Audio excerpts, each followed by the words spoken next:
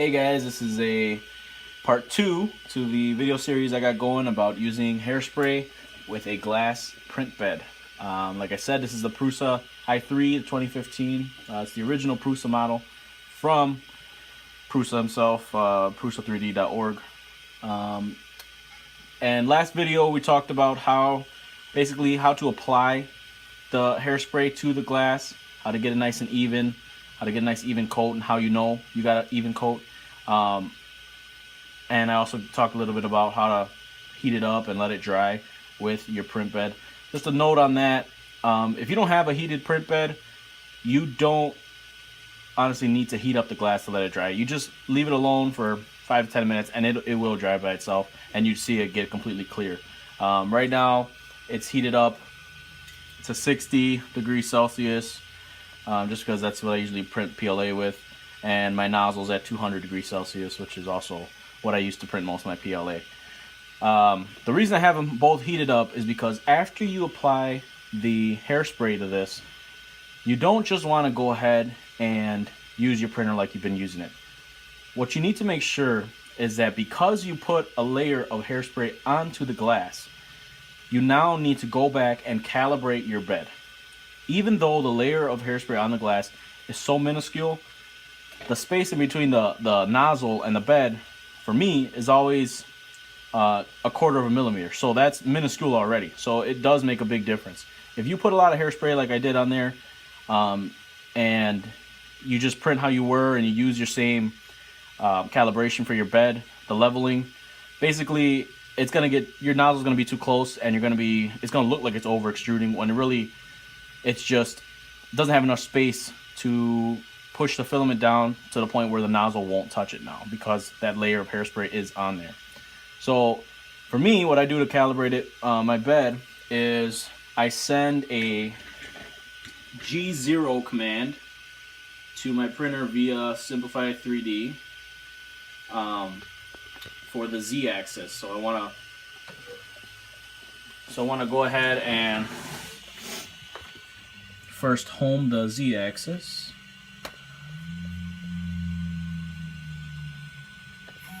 And what that's going to do is going to go ahead and lower my Z-axis down to basically the end stop switch, so that it has a reference point to where, at what point I want to send it to after that.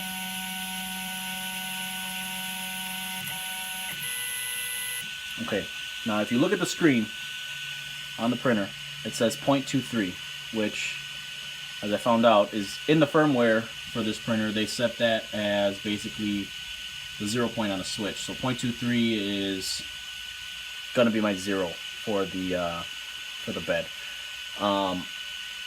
So what I'll do now is send it the command to move up to 0.25. So we're gonna go G0 Z 0.25. I'm gonna hit enter, and you probably didn't hear it, but if you were here, you'd see that there's a small hiss that the Z-axis motor's made, and that's just because it's just moving a very slight amount up. Now, I already did the calibration yesterday, since I put a new coating of the hairspray onto my bed. So I'm not going to do it right now, but I'll just show you what it will look like when I am doing it. So now once that's done and it's at 0.25, which is my desired first layer height for any print, no matter if I'm printing at 0.2 or if I'm printing at 0.1 layer height, I keep that 0.25 there because it's basically just a general good first layer, and it'll hold anything else on top of it right to the print bed. So I'm going to disable the motors, the M18 code. Now I can physically take the extruder bracket, extrude itself, and move it around by hand. That's the same thing I could do with the bed. So let's just say I'm going to go ahead, if I was to recalibrate this again, first thing I do is just move this back, since this is what moves forward and back on my printer and all other printers alike, or Prusa printers. and then just slowly move this over. Okay. What that's gonna do is gonna put the nozzle right at the corner of the bed so that it's really close to my adjusting screws here. There you go, you can see it now. Now I can physically see there's a space because I can see the reflection of the bottom side of the nozzle on the top of the print surface. So I know it's not hitting it or anything because, like I said, I did the calibration. But this is how I'll adjust it. So I'll start here. Now because of the way this printer's set up and how you have the, do you want a little bit? How you have the x-axis like this, and really the only thing that's controlling how it goes up and down are these threaded rods. Basically, when I assembled the printer, nowhere in the instructions did it say to make sure that your distance between these 2 points and right here, where the carriage starts, has the exact, you want to make sure that they're like the same distance, but nowhere in the instructions did it say that. So that means that this could be a little wider than this part.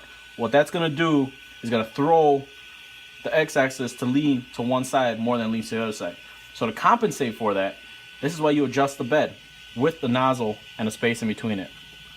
So you do always start on the left side first and then go right, or start on the right side and then go left, because the left side might just be higher than the right side, simply because of the offset of how you built your printer and how well you built the printer. So that's why I always start here. It gives me a better and more replicable print calibration that I can keep reusing and reusing and taking the bed off and putting it back on without having to calibrate my printer every time. So then the way I do it, just real quick, I take these feeler gauges I bought on eBay, like $6. You really can't go wrong with these things. They're awesome, and they're metric. So they're 0.25. Yeah, they're made in China, but this is more than adequate for what I need. Take the 0.25 feeler gauge, and you're just gonna slip it. If you can, you're gonna slip it right between the nozzle and the print bed, and you're gonna feel a little bit of resistance when you're right at the right height. If your nozzle hits and it takes force to push it in the gap in between the bed and the nozzle, or if the feeler gauge hits, then that means you're too close. So you gotta lower this, you gotta lower your bed down just a little bit until it just slides under just perfectly and you feel just the slightest amount of resistance. This is a very accurate way of calibrating the bed, and like I said, you can repeat it over and over and you'll have the same measuring instruments and the same something that's, you know, machined or made to be exactly that thickness as a guide to how you're setting up your bed. So that's why I like doing it with these. So once you set that up and you calibrate all 4 corners, in this case, your distance between the actual treated glass and the nozzle will be what you want, your desired thickness, 0.25 millimeters in my case.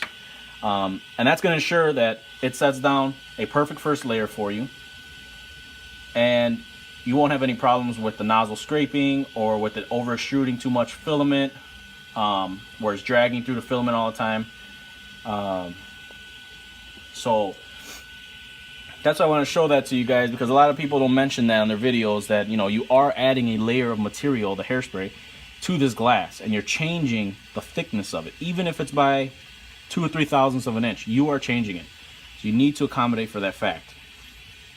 So now when you go ahead and use this, you can print it up, you can heat it up to however hot you print, you know, just the same temperature that you print with ABS, PLA, whatever, it doesn't matter. You don't have to change it because there's hairspray on it. The great thing about hairspray is that once it's hot, it sticks to plastic, or at least PLA and ABS is what I print with. It sticks to it like the best. There is nothing that I've seen that I've used, glue stick or anything, that when it's hot and it's printing, holds on to the plastic as much as hairspray does. This hairspray that I use. Another great thing about it is that when the print's done and my printer's cooling down, both the bed and the hot end, I don't go to pop it off right away. I wait. And what I wait for, not a certain temperature, but I wait to hear a sound like my glass is cracking. And I can hear it from across the room. It's just gonna crack, and it's gonna sound like it's popping, and it's gonna crack. And what that is that the bed, the hairspray you put on there, is actually cooling down slower or faster than the print itself.